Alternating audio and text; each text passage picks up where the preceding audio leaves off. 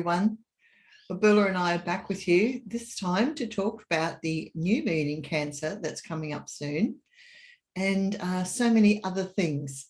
And we've just been having a pre-chat before we started recording saying, oh, isn't it nice just to sit and, you know, be at home and relax. And I feel, Babula, that that's the new moon in Cancer already starting to call. What do you think? It sure is. It sure is. Because it's not a time where you want to drag yourself out and go to places you really don't want to go, is it? It really isn't.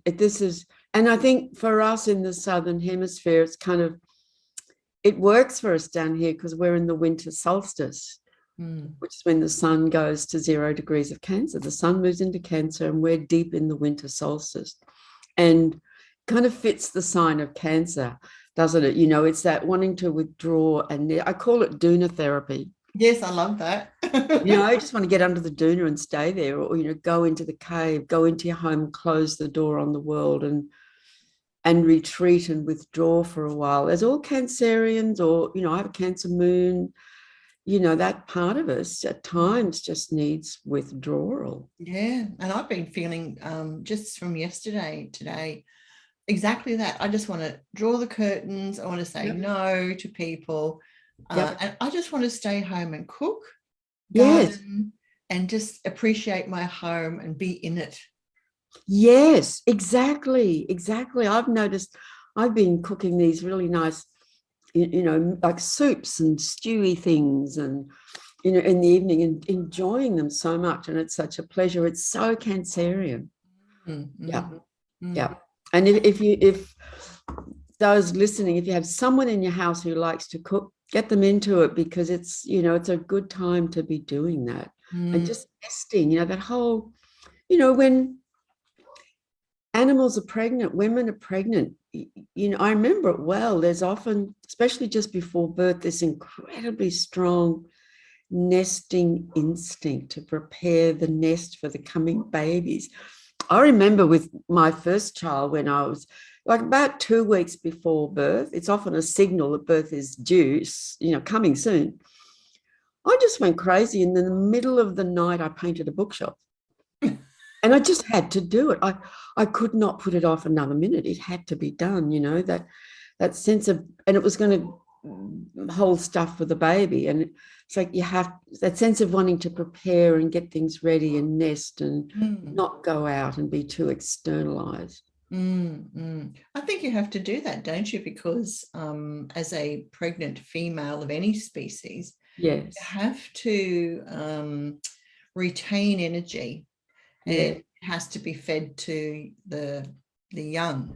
That's right. So you can't really afford to be running around doing things left, right, and center. And your body has to store the nourishment for the child or the unborn young.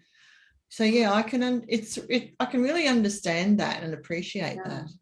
And I think it's on other levels too, mentally, emotionally, psychically, energetically, there's a need to just withdraw our energies, you know, to rest, to prepare, to store. You use the, you know, like squirrels. Yes. You know, storing food for the winter, that kind of thing. Yeah. A lot of people are, you know, that term prepping is very the fore at the moment, but it comes from that instinct in Cancer to prepare and store in case further down the track there's drought or a lack of something, you know, food basically in Cancer, you know, that you need to provide sustenance for the young, for the family, and so on. So it's sort of hardwired into all species at that time. Yeah, when that's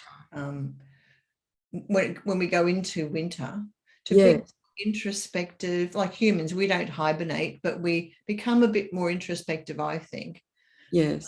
And sort of like squirrel ourselves away. Yes. Or want to, even if we can't, we want to. There's this calling to do that. Yes. To, like you say, to get under the doona. That's right, doona therapy. Like, I don't want to get out of bed this morning. It's cold. It's Cancer. Just want to nest in here and be quiet. Yeah, so that's the benefit of being able to work for yourself rather than, one of the few benefits, because it's hard work, but you can set your work hours to yourself and have those moments. That's right. Or go and have a little nana nap in the daytime even. Yeah. That's right. It's that whole Cancer is that whole principle of nurture, of taking care of what's in our immediate close environment, which is the home, the family, loved ones, children, babies, yourself. Self-care, is a thing here. Like, because there's different times in the year when other energies are moving so strongly that we're go, go, go, go, go. Let's make the most of when the sun moves into a water sign, Cancer, Scorpio, Pisces, to withdraw our energies a bit, particularly in Cancer. Cancer is ruled by the moon. It's a lunar sign. It connects to tides, the crab at the seashore, tidal, all those animals that live at the shore where the tides come and go, the ebb and flow. This is very lunar. That's why Cancerians have a reputation for being moody. Well, that's one way to describe it, and other people would use that word. Yeah, but it's moody, moony. Yes. There's this ebb and flow, and it says this need sometimes just, like if you've got a Cancerian teenager, for example, that person, or at any age, needs to just go in their room and disappear for a day or two and not talk to anybody, and they might seem grumpy and withdrawn and moody, but it's an instinct. I can't cope. I don't want to talk about anything. No, don't ask me how I'm feeling. I don't want to talk about it.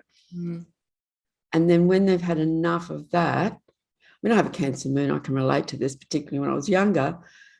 When they're ready, they'll emerge again and might be ready to talk and connect, but don't push them, because you're just going to get snapped at. Those claws of the crab are going to come and snap because they're trying to defend their space. Yes. Yeah, very true. I can relate to everything you're saying with my daughter who has sun in Cancer. Right. And when she was younger, it was more noticeable because she was living with me. Yes. So, yes, I was very aware of her being just crying for no reason. Yeah. She'd just be emotional and didn't know why, Yeah. And I was watching the cycles of the moon then and thinking, now I know. Exactly. Yeah. Tracking the moon, watching the rhythms and the cycles. And, while we're on this subject, obviously pregnancy and babies and women's hormones and so on. I mean, we're obviously in the feminine world here with Cancer. But, tracking, like I did this a few years ago, a number of times, help women who are having trouble falling pregnant. They might have been using their menstrual cycle to track their fertility, which is valid and true. But you can also track your own personal lunar cycle based on the phase of the moon we were born under. It's like there's this other fertility cycle, and it actually works. And I had a bit of success, I had a few women come back to me and say, wow, this is fantastic. I'm pregnant, because they started using this other moon cycle related to their own chart. So that was discovered by a medical doctor, actually, back in the 1900s, 1940s, I think it was. I forget his name offhand. So, yeah. And of course, all these methods are really old methods. Yeah. I was actually tracking my own cycle when I wanted to fall pregnant, because I actually wanted to have a girl first. And I did.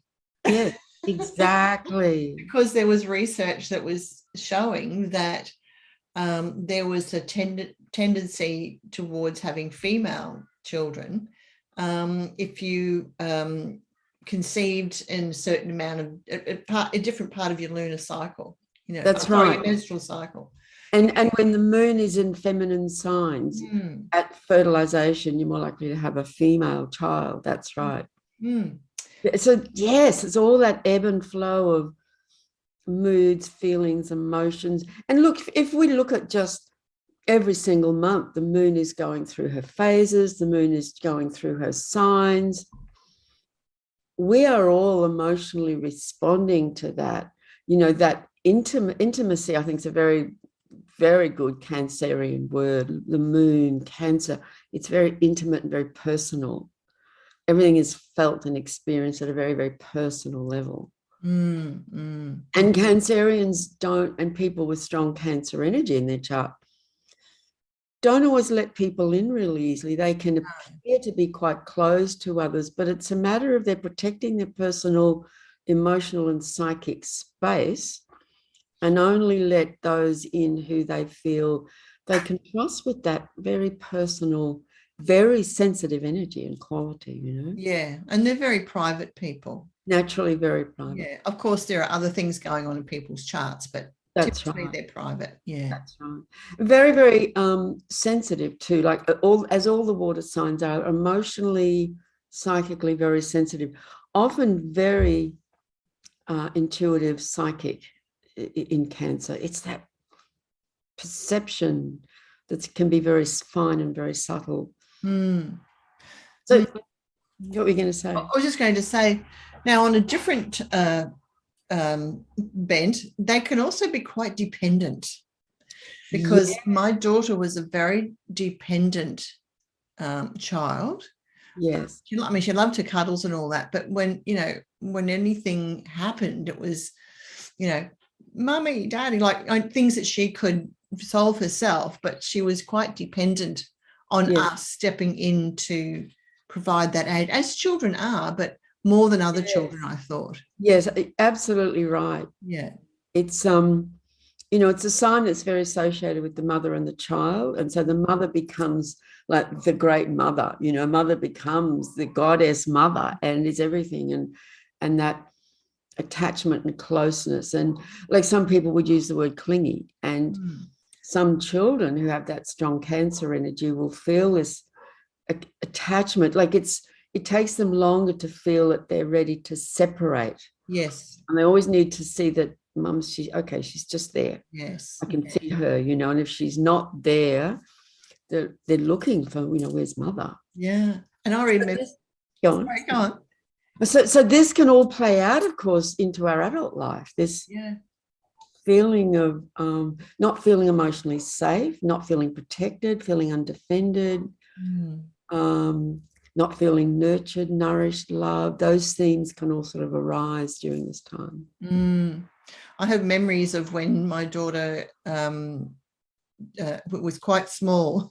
And I was trying to make dinner on many occasions, and I'm walking around the kitchen with this child clinging to my ankle. That's right. I couldn't separate myself, her from me, so I had to walk around with dragging her along so I could go from cupboard to cupboard to actually make dinner. And it was ridiculous, and it was really difficult. And I'd have to get a father to say, come and take this child. It is difficult because the mother's tired, she's been up half the night and all of that. That's right. And then you've got this little being attached to your leg. If you look at a lot of those beautiful photos we see online of mothers and their baby, like koala bears, the little baby is literally attached to its mother. And the kangaroo and the little baby in the pouch, and so on and so on and so on. It's that attachment until the child, the creature, feels strong and independent enough to begin to separate.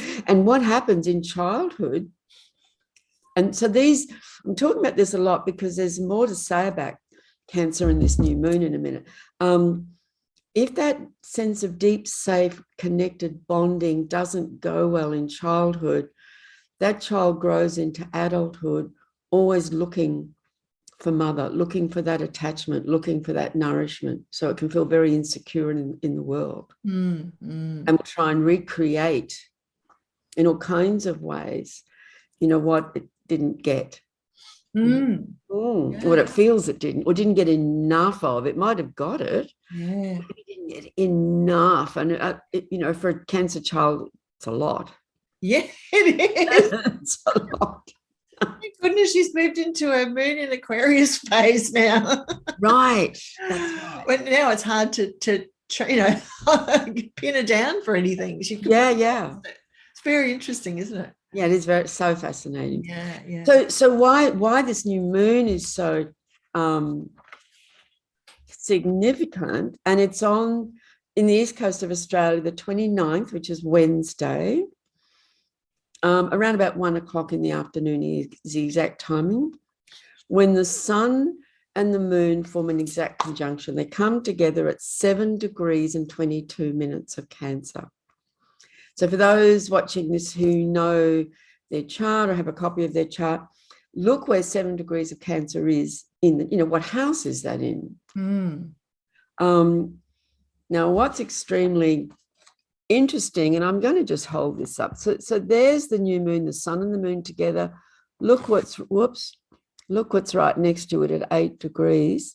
There's the black moon, and a little further on is Ceres, the great mother, at 19. So we have on this new moon the three bodies that relate very much in different ways to themes of mother, all in the sign of Cancer, the mother. So the Black Moon Lilith, and again, I can talk for days about this one, but just that one of the big themes of the Black Moon Lilith is, and I relate to it because I have the Black Moon Lilith on my moon in Cancer. So I relate to this very personally, this aspect of the story of Lilith. There's many different parts to the story. But in the more patriarchal era, not who she was originally, she's described as a child killer. Whereas originally that's not true at all. She was turned into that in this patriarchal version. So she becomes this kind of demonic, evil creature who, out of revenge for all her babies being killed as her punishment for disobeying Adam, she's described as this evil fiendess, this demon killing newborn babies. So there's this theme around child killer as one of the strong aspects that become an issue when around Lilith. And in my work as an astrologer, people share many things with me, and I've heard stories around that theme, or around fertility, or not wanting to have babies because, or wanting babies but couldn't, or having babies and they died in childbirth, or a child died when they were very, very young. This issue is up in the collective field now for various reasons, which I'll just leave it at that. It's up, it's in the field very strongly. And I think that's something that's going to, Black Moon Lilith isn't an easy energy. Yeah. When we heal a lot of that old stuff, all that kind of wounding and pain around the repression of the feminine, and how even pregnancy and childbirth has been abducted by the patriarchy. Yes. Yeah.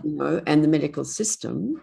You just got to talk to midwives and many, many women. They'll tell you their stories about that. Then this is all part of the Black Moon energy. So when we begin to reclaim her power and the truth of who she really is, we can connect to something more whole and spiritual. So that Black Moon energy connect, and I'm going to bring this forward.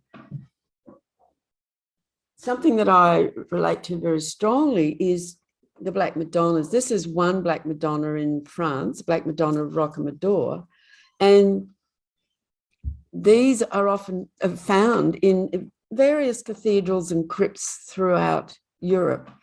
And many of them were originally found underground in caves, buried in fields. They were hidden because they weren't allowed. And slowly they've come out and kind of found their way out into the open space again. And many people have written about them.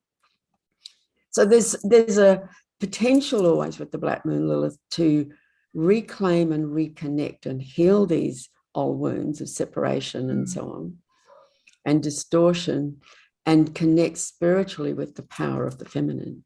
So this is all a big story, and it's fascinating to me that this new moon in Cancer has this very close conjunction with the Black Moon Lilith.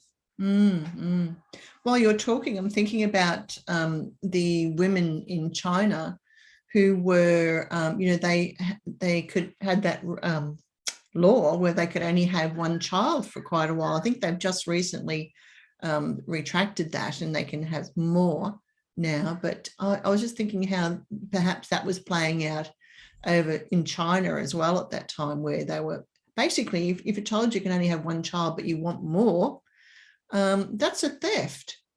It is. It's a theft of feminine rights and nature and what is natural. Yeah, all those things. Yeah. And I remember years ago reading a lot about this, that because of, what we call modern medicine, women, because they could only have one baby, when they were pregnant, they'd go and have a scan to find out the sex of it. And because they could only have one child, their preference was to have a male. It's a cultural thing. So all these babies were being born who were males, and female fetuses were being aborted because they would choose the male first and foremost as a cultural thing.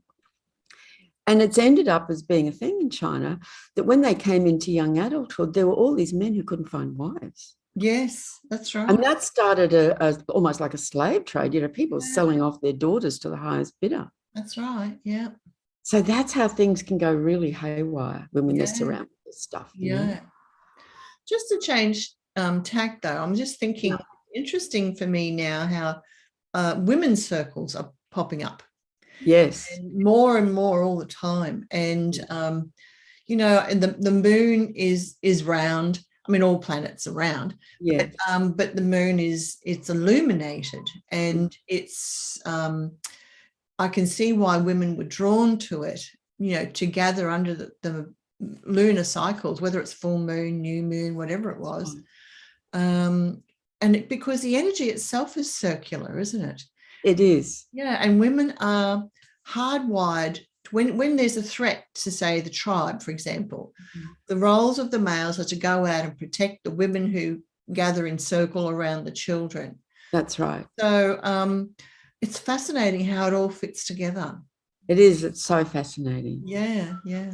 And of course, on the new moon, that's always the deeper phase, the darker phase of the lunar cycle, when there's no moon in the sky for those few days. And how intriguing that it's conjunct the Black Moon. So the Black Moon, Lilith, by the way, is not a physical body. It's an energetic point. It's to do with the orbit of the moon. It goes around the sun and how far away it is from the earth and so on. So, and it's not the dark phase of the moon, it's something else. But how interesting that it's on this new moon. So, and it's in Cancer, and it's in our winter solstice. Like, it just feels so deep to me. This new moon, very deep. And because years ago when I started to work with the Black Moon Lilith, I did a lot of research and questioning and thinking and looking and feeling into this. And there's something about even reclaiming the word dark, black. People often are very terrified. Like, black and dark has a negative, I'll use the word evil connotation for sure. But the dark and the black is also incredibly beautiful. It's a place of rest. Of retreat, of quiet, sinking into that deep black velvety space that holds us all into the void, if you like. And I think there's something really powerful about, I used to be afraid of the dark, and I've had a few experiences in my young adult years where I actually was able to face that. And then there's two main things that happen. I fell in love with the darkness. Completely flipped for me and switched. And that darkness and blackness just became a place that I didn't want the light to come back. It was so beautiful. It's so restful. Yeah, interesting. It's so yin, that yin energy. So I love that. it's just, I know you can feel it, can't you? Yes. The epitome of yin energy for me is going to a place like Mount Tambourine where the Cedar Creek Falls are, and you go right down the bottom, and it's like, and you find a place there where it's dark, it's dappled light, it's cool. Yes. The water is actually in a still pond. Yes. Really yin. Yeah. Very. That's right. So I think the invitation is around those few days of this new moon. Maybe, just cross a few days out of your diary, at all possible, cancel things that you really don't want to go to or don't have the energy for, and just go, just be quiet, stay at home, do what you feel like doing, nest, whatever that means to. And of course, consider what house it's in your chart. Some houses are more inward than others, so everyone will have their own version of that. But yeah, I think it's an opportunity not to be missed. We're still in the solstice period. Before we move off the moon, I just wanted to also bring up the idea of the moon being representing patriotism, because you think of the motherland, So we have this connection between Australia and Britain, for example, or other countries, that have, and I remember my Italian mother-in-law who, never, she was a Cancerian. She never left Italy, even though she'd been here for 45 years. That was still home for her. It was mama. Yeah, that's exactly right. And I always think about all the Italian nonnas in the kitchens cooking for the whole family, but that's another story. But yes, the patriotism, and I'm wondering what patriotic aspects we might see play out on the world stage, or to just be aware of it. I am so glad you brought that up, because that is so true. The United States of America, the 1776 4th of July, which is coming up, by the way, they call Independence Day, interesting choice of word, is a Cancerian country. And they have, in fact, I pulled out their chart because I thought, hello, I need to have a look at this, because there's big things going on in the States. 2022, the United States is having its Pluto return, which happens every 247 years. So since its birth, this is a massive death, rebirth, disintegration, recreation of everything to do with the United States and its systems and judicial, governmental, economic structures. It is really in the deep of it. And this new moon is pretty much sitting right on the Venus, Jupiter, Sun conjunction in Cancer, opposite Eris at 8 degrees of Capricorn in their chart. Miss Troublemaker. Eris is still very active at the moment because there's a conjunction coming up with Mars and Eris, well, this week. So this whole story is this new moon. And then I quickly had a look at a few other countries like Australia,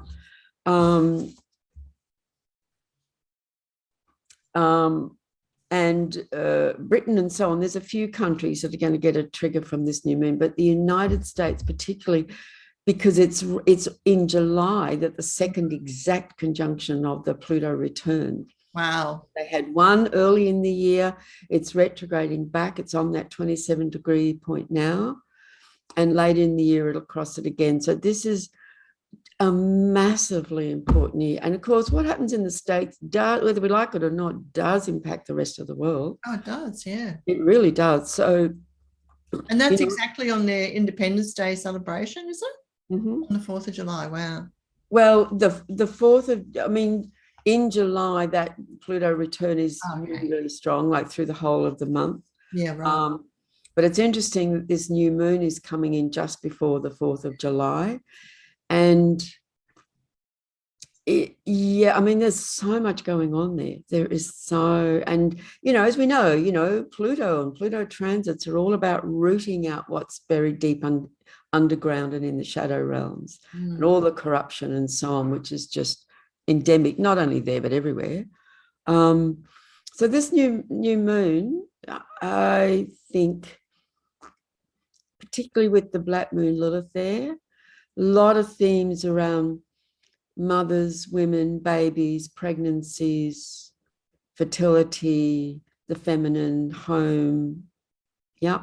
Yep. Read into that what you will, there's a lot around that right up now, up in the field. So so thanks for bringing that up, because I was about to move on and forget to mention that. But watch this space, because boy, oh boy. Interesting. Now, looks clever me. I didn't bring all my other notes, my other sheet of notes with all the specifics. So I'm just going to wing this because I haven't got the specific dates. Okay. But over the next, like from this new moon through to the end of the month, well, from now through to the end of the month and up till the next full moon in 2 weeks' time, Mars makes a conjunction actually this week with Eris in Aries. So Eris has been in Aries like forever, not forever, but all through the 20th century, the 1900s, slow. So everybody's alive on the planet now has Eris somewhere in Aries. So she's now coming to the last degrees, but she's still got quite a few years to go because she's way, way out there in our orbit. And for people who don't know, Eris is an asteroid. Well, she's actually like an asteroid. She's technically not. She's in what's called the Kuiper belt, which is kind of out beyond Pluto. It's all these new bodies being discovered. Right. Okay. And I'm going to do a workshop on that maybe later this year or next year, because this is really interesting. These are new bodies that have been named that some astrologers are really paying a lot more attention to them. And but Eris is one that we have been paying attention to, because since 2020 she's been in this big square to Pluto. So Eris is the goddess of discord, and she represents the energy of she will cause disruption and chaos to the status quo because she wants things to be revealed and exposed. She is very disruptive, rebellious. She doesn't care who she upsets to do this. Bit of a freedom fighter, like I'm not having this. I'm not going to accept this status quo as it is, not okay. So she has her ways of putting a spoke in the wheel, putting a spanner in the works, just really causing great disruption. So the conjunction to Mars in Aries over this new moon period brings us to the whole issue of Aries. So there's a lot of planets going on in Aries at the moment, and Jupiter, Chiron, Mars, and Eris all in square to Cancer. Very different energies, aren't they? I mean, it is, yeah. Aries is all yang, fire, hot-blooded, impulsive, assertive, fights, highly independent. Aries is the kid who says, no, I'll do it myself. No, don't do that for me. I'll do it myself. And Cancer is, would you do that for me? I need you to do it for me. Yeah. They're so different. And Aries is red, the color is red, whereas the Cancer by the moon is all silvers and pearl and white and very, very soft colors. So there's this tremendous tension between that very nurturing feminine energy and that warrior independent instinct of Aries pushing hard up against each other. How that can work in a positive way is taking assertive action to protect and defend home, family, and the young. Like, I'm going to fight for that. I'm standing at the front door with whatever weapon I need. I'm going to protect what is near and dear to me and what I love.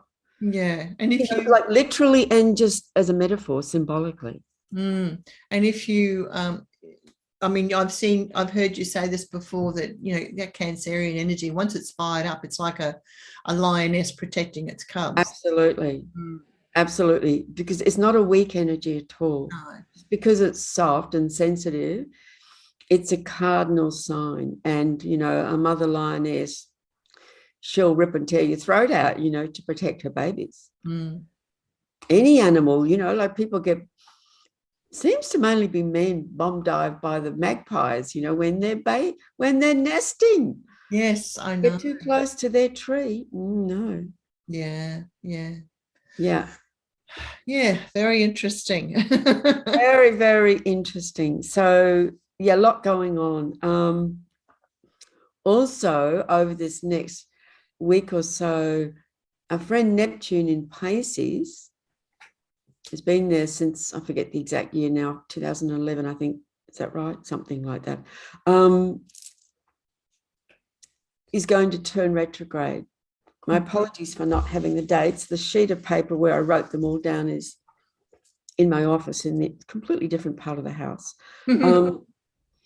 So Neptune over this period is slowing right down, comes to a standstill. They don't literally do that in the sky, but from our perspective on Earth, and begins to slowly move retrograde, which it will be for the following 5 months or so.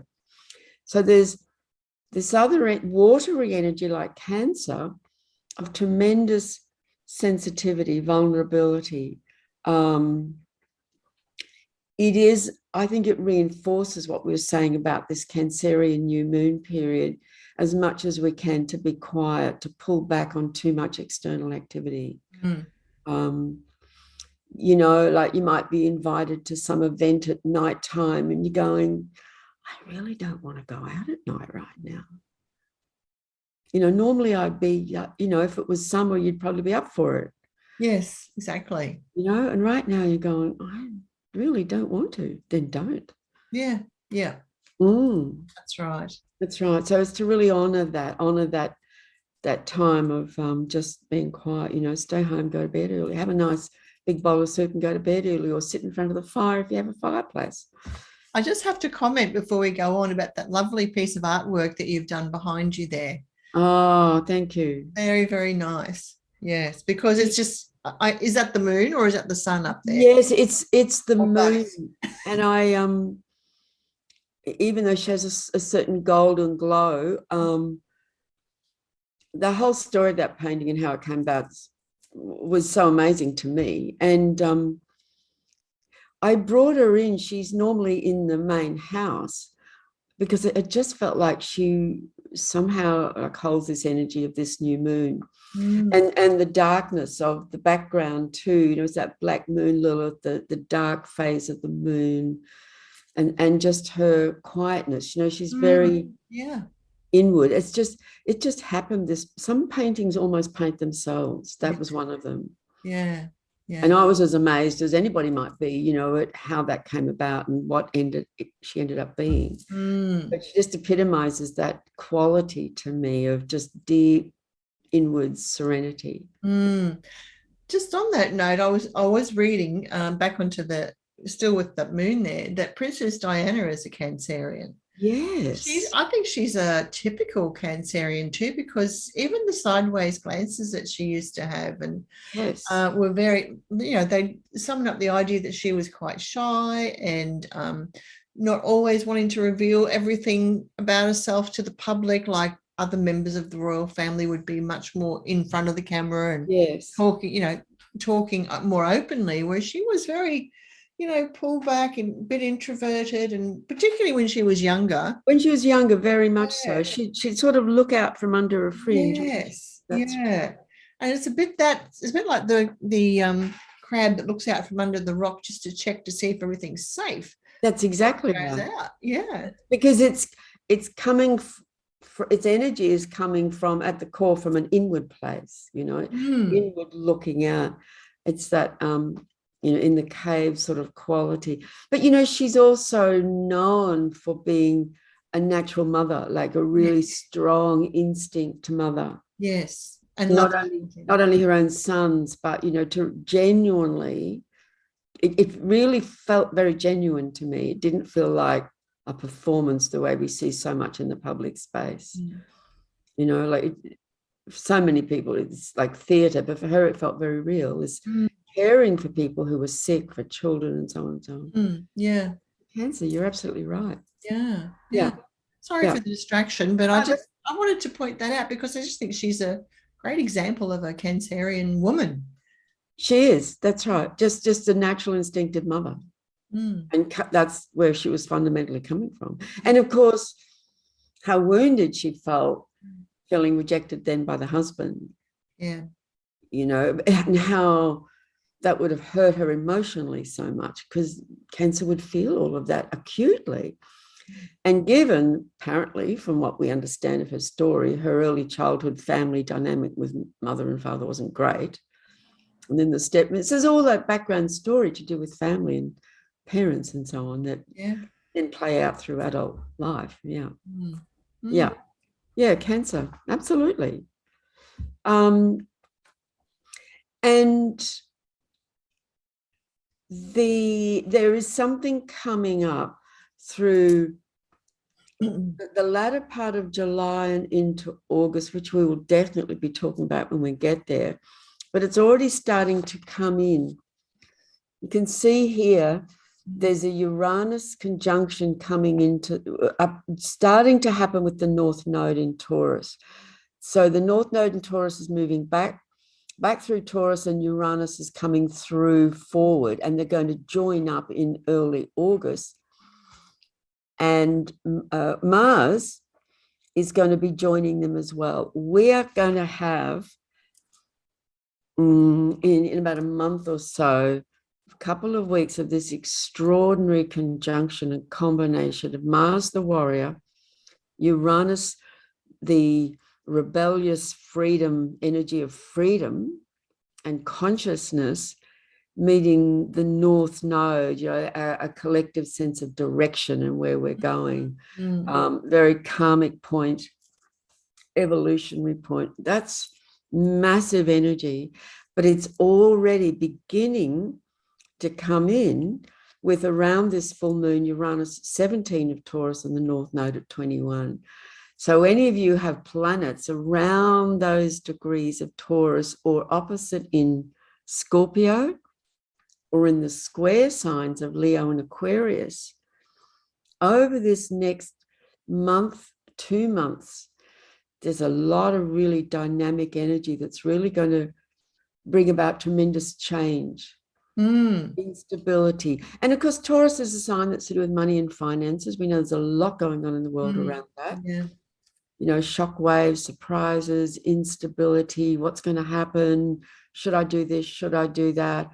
How do I protect my resources? What's the right decision? Who really knows? You know, there's so many different opinions about what to do. And big energy that's already starting to come in now. But, you know, once Mars, over the next week or two, moves out of Aries and goes into Taurus, that will start to really energize this conjunction of Uranus and the North Node. And it really sort of be a tremendous catalyst to move us forward. And I'm, you know, one of the things, okay, interesting. Cancer is a sign, like Capricorn, the opposite sign, that relate very much to the past. In Cancer, it's emotional, like this emotional attachment to memory, moon memory, Cancer memory. Remember when we were kids? And Cancerians often have photographs all over the house of the babies, the grandparents, the families at school, you know, in the photo albums, and looking back into remembering this and remembering when mum did, and all of that. That's natural in Cancer. Uranus is an energy that's about the future. Uranus is Aquarius. Right?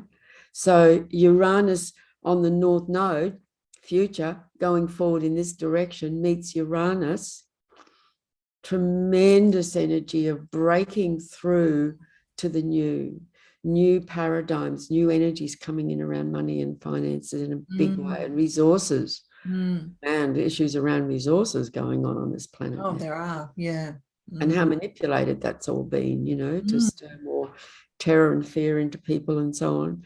So huge time. We want some Jupiterian truth in there.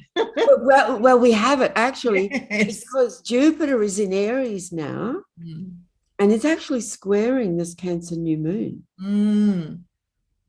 So there's that Aries energy, squaring the Cancer, and Jupiter's in there actually. Yeah, you mentioned that. So I think that's true. That Jupiter in Aries spirit of fighting for truth and standing for truth no matter what. yes, yeah, to protect what is really important to us on a very personal level. It's really there. It's all there. Interesting times for Bula. Sure is. I mean, it is. It's just goes on and on. But it's I mean, that's the world. Things happen, and that's right. We have to respond and adapt, and that's evolution, right, isn't it? That's right. And face these things and so on. Yeah. But we haven't seen, some say there hasn't been a time like this on planet Earth since the days of Atlantis, like it's that big. Yes. Yeah. I wouldn't be surprised. No, I wouldn't be surprised either. And it's almost, but not quite there, exciting to live in it. It is. I know. There are days when you go, wow, we wouldn't want to miss this for the world. This is incredible. Yeah. Other days we just go, are we done yet? Are we over yet? Are we out the other side yet? Very much, very much. Unfortunately, we're not out the other side, and we've got a bit to go yet.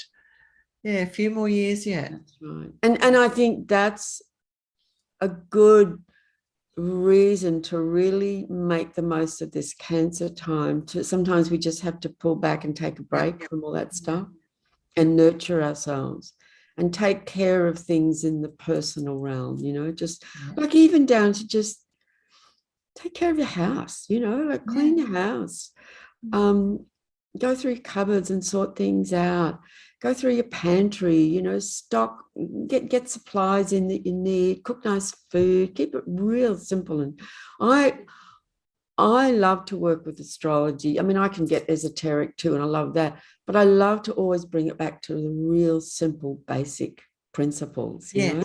Yeah. Cancer, home, family, nurture. Yes. Affection. Give people you love a hug. You know? I think it's always important to have people around you. And even if it's not your own family who give you love, it's the family of your friends, your tribe, the community, whoever. Exactly. The people you feel close to and you can just relax with and be yourself. Yeah. So nurturing, isn't it? It is. And I was going to say before, cleaning out your cupboards is very cathartic, I have to say, because while you're cleaning out your cupboards, you're cleaning out a part of yourself. Absolutely. That's right. And, while Cancer does like to hold on to old stuff, and I've seen this, I've seen Cancerians hang on, cupboards full of stuff from childhood, and then when they die, the family has to come in and, fill up skips with all the stuff because it just didn't want to let any of it go. Yes. Yeah. That attachment, Yes. Yeah. We have to move beyond that now because everything's changing so much. We have to let go of our attachment to the past because this is such a huge cataclysmic time of evolution and moving forward. I actually think it's a time to live lightly on the planet and in our own personal space, to do that clearing out and to say, well, I'm not using that and I don't need that. And I haven't used it for 5 years. So I'm probably not going to use it. Even I'm terrible when it comes to note taking. I don't want to throw away my notes because it's knowledge. That's right. I've got notebooks full of all sorts of things. And I probably haven't looked at them for years. That's the thing, isn't it? That's the thing. I know what you mean. Years ago, I got rid of a lot of that sort of stuff. I just went, face it, you're really not going to be reading this again. And it does. It lightens our load. It does. It really lightens us. Yeah. And so everyone knows what things they're attached to. And there's, whether it's things in your kitchen or in your closet, your clothes, photos, whatever. I mean, I just lost a whole pile because my external hard drive just died. Apparently they die. I didn't know. They actually don't last forever. I didn't know that either. And I lost a whole pile of old photos, and something in me just went, okay. Mm. It was another sign to me of, I don't need that. We're moving forward. Yes. Yeah. What do I even need all that old stuff for? Yeah. Yeah. Any memories, they're all inside me anyway. Like, what's the matter? It doesn't Yes. matter. Yeah. Mm. Great. Yeah, but I probably wouldn't have voluntarily done it. No, especially photos of family. I know. Once it was done, I went, okay, It's done. nothing I can do. No. Just release it. That's right. Yeah. Well, that's great. Yeah, I was very proud of myself. Oh dear. Well, thank you so much for all that information. I will. People can go to your Facebook page because I know you'll do a post on there with dates. And yes, that's right. I'll put the dates up there. That's right. Yeah, and then I send newsletters out to my email list if anyone wants to get on that. And I put the dates in there as well with the recording of the video and other things about workshops and so on. Yeah. So I put your website address underneath. Okay, thanks. This one gets posted on YouTube, so people can contact you through there and ask to be on your mailing list anyway. Yeah, great. Thanks, Cheryl. Yeah. And anyone who's interested, you can go onto my mailing list too. Exactly. Or the Body Light Centre with all the events that I organise and different things, different services that I offer. So if you enjoyed this episode, please like it and leave some comments. We love your comments. Love comments. Yes, we do. And remember to subscribe. Tap the bell so you get all the notes. Now, Babula, have you done that? I've subscribed. Oh, you did? Oh, good girl. Oh, I did it way back when you tap the bell though, so you get the notification. You know, I don't know why I never get I never get notice. I've subscribed to lots of different YouTube channels. I mean, I assume they're supposed to come through email. I never get them from anybody. I never get notifications. I have to actually go into YouTube and check if there's anyone. Mind you, I often don't because I get so much information come my way. I don't always have time, but well, they must be in the void for you somewhere.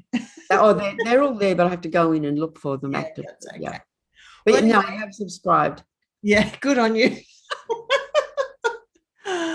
Well, everyone, it's been a pleasure as usual, Babula, and to everyone, viewers, thank you for tuning in, and we will see you in another 2 weeks for the next lunar cycle. So until then, stay safe and bye for now. Bye, everyone.